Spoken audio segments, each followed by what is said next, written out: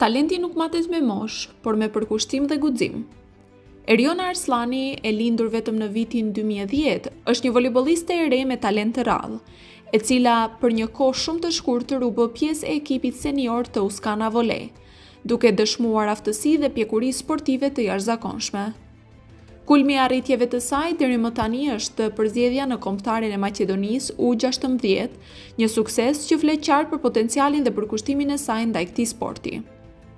Me disiplinë, punë të palodhur dhe dashuri të madhe për voleybollin, Eriona përfaqëson shpresën dhe të ardhmen e këtij sporti në Kërçovë dhe më gjerë.